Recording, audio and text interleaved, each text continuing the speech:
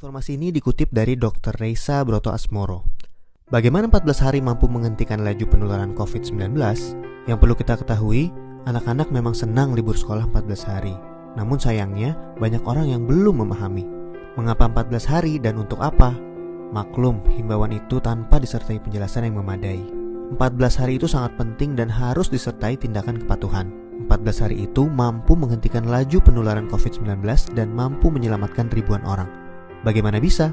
Begini, ketika seseorang kontak dengan apapun yang bisa menginfeksinya dengan COVID-19, maka harus ditunggu minimal 14 hari. Jika tidak terjadi apa-apa, maka orang itu aman. Nah, libur 14 hari itu untuk memotong rantai penularan, dan ini baru akan berhasil jika semua orang tetap tinggal di rumah masing-masing selama 14 hari itu. Kenapa harus begitu?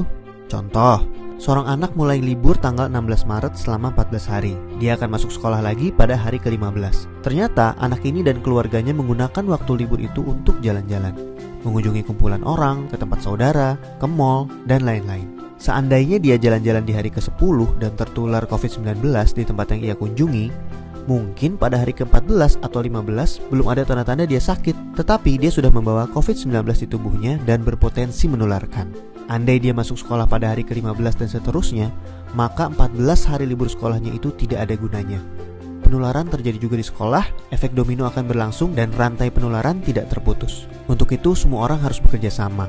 Semua warga Indonesia harus membantu dan warga harus kompak, yaitu patuh untuk tidak kemana-mana dalam 14 hari itu kecuali untuk hal yang sangat perlu.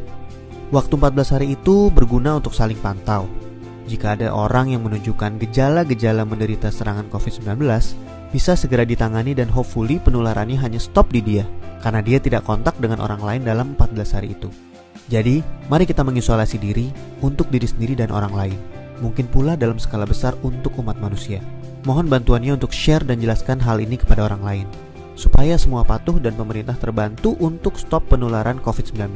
Jika tidak, maka 14 hari libur itu percuma. 14 tahun pun tak bisa stop penularan. Semoga kondisi dunia segera pulih. Dr. Reysa Broto Asmoro.